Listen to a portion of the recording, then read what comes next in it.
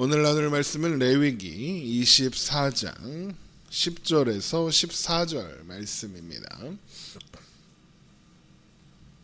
레위기 24장 10절에서 14절 말씀 우리 함께 보겠습니다.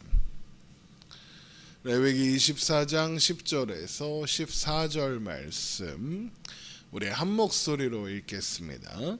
이스라엘 자손 중에 그의 어머니가 이스라엘 여인이요 그의 아버지는 애굽 사람인 어떤 사람이 나가서 한 이스라엘 사람과 진영 중에서 싸우다가 그 이스라엘 여인의 아들이 여호와의 이름을 모독하며 저주함으로 무리가 끌고 모세에게로 가니라. 그의 어머니의 이름은 슬로미시요 단지파 디브리의 딸이었더라. 그들이 그를 가두고 여호와의 명령을 기다리더니 여호와께서 모세에게 말씀하여 이르시되 그 저주한 사람을 진영 밖으로 끌어내어 그것을 들은 모든 사람이 그들의 손을 그의 머리에 얹게 하고 온 회중이 돌로 그를 칠지니라. 아멘. 레위기 24장 10절 이하에는 하나님의 이름을 모독한 자에 대한 공식적인 재판과 처벌에 관한 이야기가 기록되어 있습니다. 먼저 한 가지 상황이 발생했습니다. 이스라엘 자손 중에 어머니가 이스라엘 여인, 아버지가 애굽 사람인 어떤 사람이 있었던 겁니다. 그런데 어느 날 그가 진영에서 다른 이스라엘 사람과 싸우다가 하나님을 모독하고 저주하는 사건이 발생한 겁니다. 그러자 사람들은 그를 붙잡아다가 끌고 모세에게로 가서 처분을 묻게 되는 겁니다. 레위기 24장 10절입니다. 이스라엘 자손 중에 그의 어머니가 이스라엘 여인이요 그의 아버지는 애굽 사람인 어떤 사람이 나가서 한 이스라엘 사람과 진영 중에 싸우다가 그 이스라엘 여인의 아들이 여호와의 이름을 모독하며 저주함으로 무리가 끌고 모세에게로 가니라. 그의 어머니의 이름은 슬로미시오 단지파 디브리의 딸이었더라 합니다. 그가 어떤 이유로 다투었는지 그리고 어떤 방식으로 하나님의 이름을 모독하며 저주했는지는 알 수 없습니다. 다만 분명한 것은 그가 하나님의 이름을 모독하고 저주함으로써 10계명 중 3계명을 어겼다라는 겁니다. 10계명이 기록된 출애굽기 20장을 보면 하나님은 하나님의 이름을 망령되이 부르지 말라라고 하시면서 그렇게 하는 자는 죄 없다 하지 않겠다. 반드시 죄를 묻겠다라고 말씀하셨습니다. 그런데 이런 이야기를 들은 모세는 바로 그를 처벌하지 않고 대신 가두고는 하나님의 명령을 기다리게 됩니다. 레위기 24장 12절입니다. 그들이 그를 가두고 여호와의 명령을 기다리더니 모세가 그를 처벌하는 대신 가두고 하나님의 명령을 기다린 이유는 아마도 두 가지일 겁니다. 첫 번째는 이것에 대한 어떤 처벌 지침이 없었기 때문입니다. 그런데 그것보다 더 큰 이유는 아마도 그가 어머니는 이스라엘 사람, 아버지는 애굽 사람인 혼혈이었기 때문인 겁니다. 이렇게 추측하는 이유는 이후에 하나님께서 이 일을 어떻게 처리할까 이런 비슷한 일이 있을 때 처리하는 방법을 알려주시면서 거류민이든지 본토인이든지 그러니까 외국인이든지 이스라엘 백성이든지 동일하게 재판하고 동일하게 처벌하라라는 말씀을 하시기 때문입니다. 하나님은 모세가 지금 범죄한 이 사람의 혈통 때문에 처벌을 달리해야 하는 건 아닌가 이렇게 생각하고 있는 것을 아셨던 거겠죠. 하나님은 하나님의 명령을 기다리는 백성들에게 모세를 통해서 하나님의 이름을 모독하고 저주한 그 사람을 진영 밖으로 끊어내고 그것을 들은 모든 사람이 그들의 손을 그의 머리에 얹은 다음에 온 회중이 돌로 쳐서 죽여라 라고 하십니다. 레위기 24장 13절입니다. 여호와께서 모세에게 말씀하여 이르시되 그 저주한 사람을 진영 밖으로 끌어내어 그것을 들은 모든 사람이 그들의 손을 그의 머리에 얹게 하고 온 회중이 돌로 그를 칠지니라 입니다. 하나님을 모독하고 저주하는 소리를 들은 사람들이 하나님을 모독하고 저주한 사람의 머리 위에 손을 얹는 것에 대해서는 두 가지 의미가 있는데 그들이 들었던 소리를 그에게 돌려준다.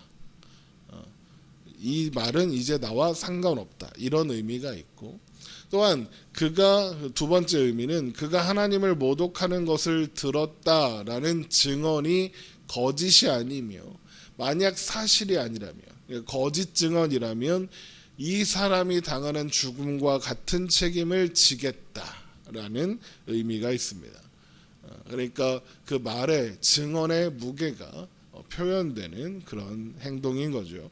그런데 하나님은 그를 돌로 쳐서 죽이라 명령하신 후에 하나님의 이름을 모독한 범죄 외에 여러 가지 범죄에 대한 처벌 규례를 가르쳐 주십니다. 먼저 지금 이 사건의 피의자인 사람을 죽인 것처럼 하나님의 이름을 모독하는 자는 돌로 쳐서 죽여라 라고 하십니다. 레위기 24장 15절입니다. 너는 이스라엘 자손에게 말하여 이르라. 누구든지 그의 하나님을 저주하면 죄를 담당할 것이요 여호와의 이름을 모독하면 그를 반드시 죽일지니 온 회중이 돌로 그를 칠 것이니라. 거류민이든지 본토인이든지 여호와의 이름을 모독하면 그를 죽일지니라. 또한 사람을 죽인 자는 반드시 죽이고 짐승을 죽였으면 짐승으로 갚고 이웃에게 상해를 입혔으면 상해 입힌 그대로 상해를 입히라 라고도 하십니다. 레위기 24장 17절입니다. 사람을 쳐 죽인 자는 반드시 죽일 것이요 짐승을 쳐 죽인 자는 짐승으로 짐승을 갚을 것이며 사람이 만일 그의 이웃에게 상해를 입혔으면 그가 행한 대로 그에게 행할 것이니 상처에는 상처로 눈에는 눈으로 이에는 이로 갚을지라 남에게 상해를 입힌 그대로 그에게 그렇게 할 것이며 짐승을 죽인 자는 그것을 물어줄 것이요 사람을 죽인 자는 죽일지니입니다. 이 법을 가리켜 동해법이라고 합니다.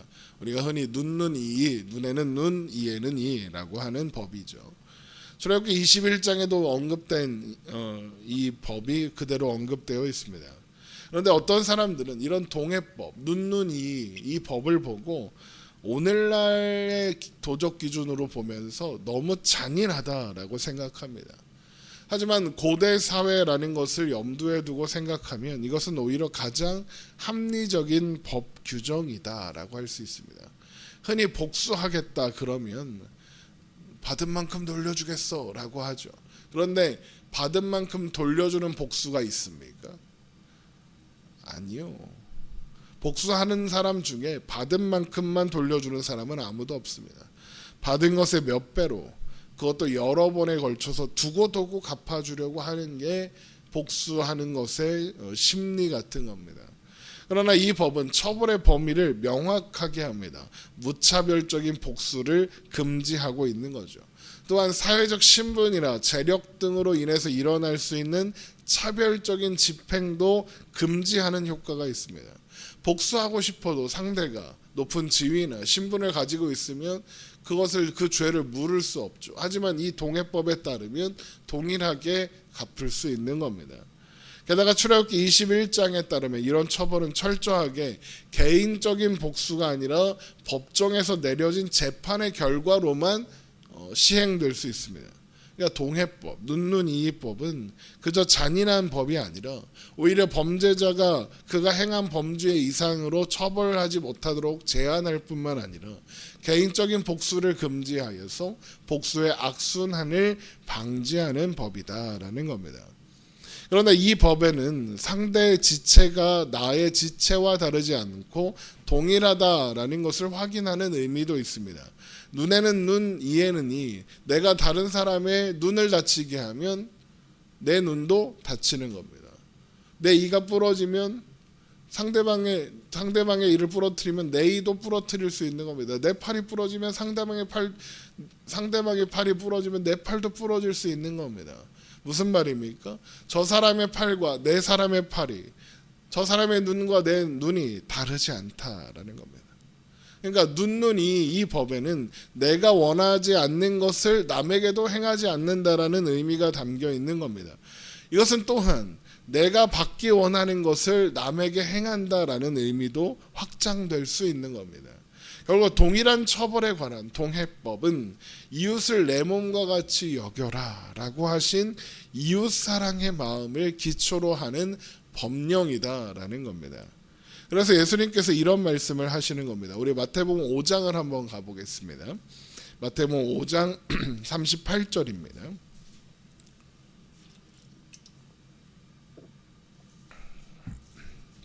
마태복음 5장 38절 또 눈은 눈으로 이는 이로 갚으라 하였다는 것을 너희가 들었으나 나는 너희에게 이르노니 악한 자를 대적하지 말라. 누구든지 내 오른뺨 뺨을 치거든 왼편도 돌려대며 또 너를 고발하여 속옷을 가지고자 하는 자에게도 겉옷까지도 가지게 하며 또 누구든지 너로 억지로 오리를 가게 하거든 그 사람과 심리를 동행하고 내게 구하는 자에게 주며 내게 꾸고자 하는 자에게 거절하지 말라입니다. 이 말씀을 표면적으로만 보면 예수님께서 눈에는 눈, 이에는 이라는 법을 폐지하시고 사랑의 법을 세우신 것처럼 보이지만 사실 눈에는 눈, 이에는 이에라는 법에 담긴 진정한 의미가 무엇인지 설명하시는 겁니다. 유대인들은 하나님께서 주신 법령의 진정한 의미는 모른 채 외면한 채 이 법령을 복수를 정당화하는 근거로 사용하고 있었거든요. 그러나 하나님은 복수하지 말라고 원수 갚지 말라고 오히려 사랑하라고 말씀하셨습니다. 레위기 19장 18절 우리 찾아봅니다. 레위기 19장 18절입니다. 레위기 19장 18절 원수를 갚지 말며 동포를 원망하지 말며 내 이웃 사랑하기를 내 자신과 같이 사랑하라. 나는 여호와이니라입니다. 결국 내 이웃을 사랑하기를 내 자신과 같이 사랑하라. 이것이 하나님께서 눈에는 눈, 이에는 이라는 율법에 담아두신 하나님의 마음이다라는 겁니다. 그러니까 이 동해법이라고 불리는 이 율법은 복수를 위한 법이 아니라 이웃에 대한 나의 태도가 어떠해야 하는지를 깨닫게 해주는 법이다라는 거죠. 처벌하라는 게 아니라 네가 남을 아프게 하면 너도 아플 수 있다. 네 몸이나 이웃의 몸이나 동일하다라는 것을 가르쳐 주시는 겁니다.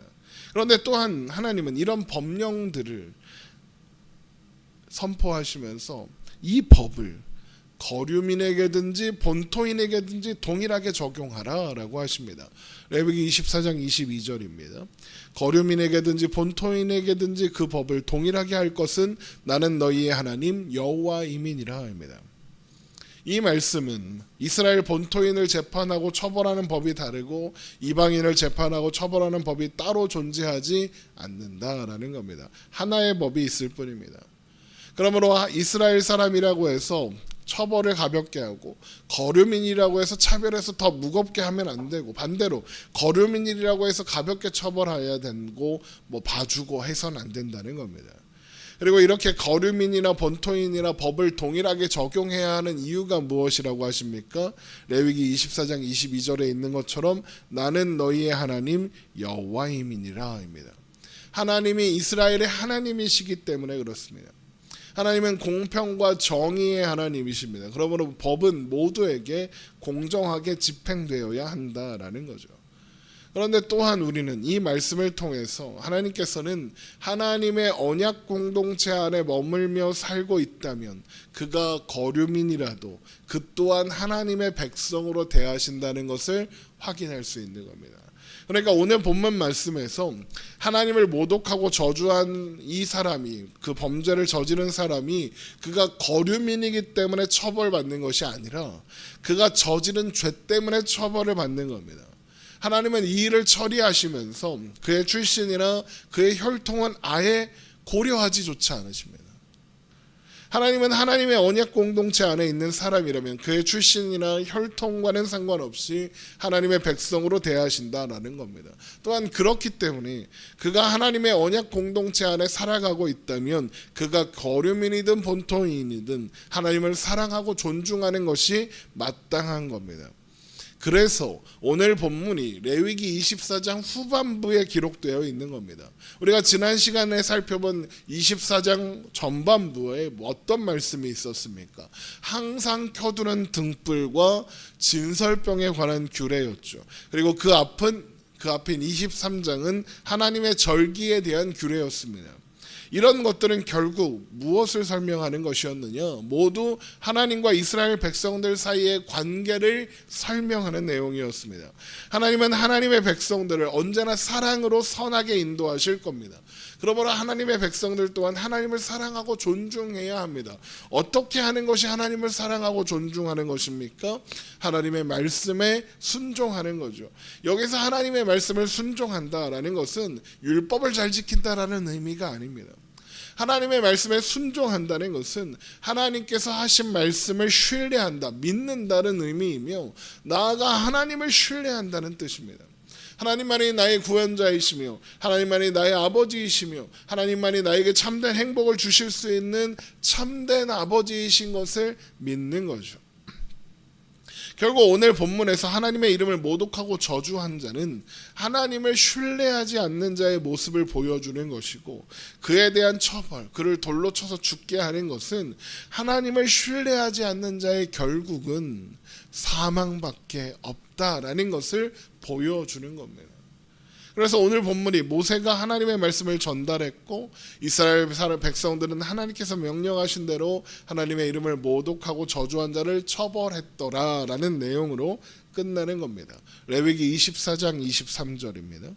모세가 이스라엘 자손에게 말하니 그들이 그 저주한 자를 진영 밖으로 끌어내어 돌로 쳤더라. 이스라엘 자손이 여호와께서 모세에게 명령하신 대로 행하였더라. 이스라엘 자손이 여호와께서 모세에게 명령하신 대로 행하였더라.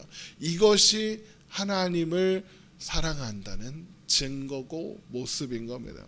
하나님 안에 있는 것이 복입니다. 하나님을 신뢰하는 것이 사는 길이고 행복을 위한 유일한 방법입니다. 하나님이 우리를 위하시고 하나님만이 우리를 안전하게 보호하시기를 원하십니다. 이것이 오늘 본문을 통해서 확인해야 하는 내용인 것이죠. 이 사실을 기억하며 오늘도 하늘 하나님, 하늘 아버지 하나님을 바라보며 의지하며 사는 우리가 되기를 주님의 이름으로 축원합니다. 기도하겠습니다.